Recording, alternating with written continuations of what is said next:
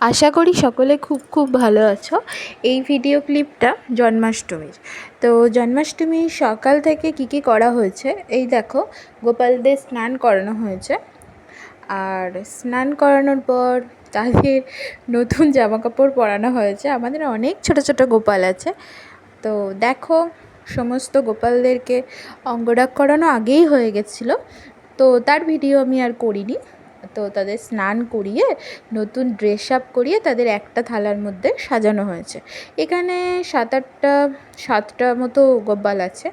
তো দেখো, তাদের সমস্ত মিষ্টি, ফলের মালপোয়া, মানে যা যা তাদের খাবার দেওয়া হয় সব কিছুই দেওয়া হয়েছে। কিন্তু আমাদের তালের জিনিসটা না আমরা দিই না, কেননা আমাদের তালের জিনিসটা কোনো দিনই দেয় না।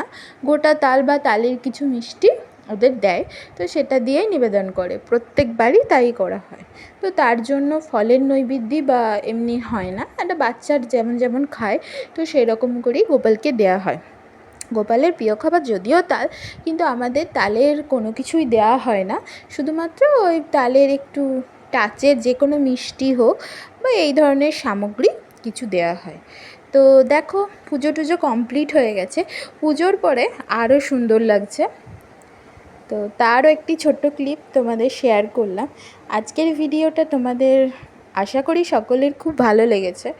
তো দেখো, আর এই দেখো আরেকটা গোপুসোনা। Thank you.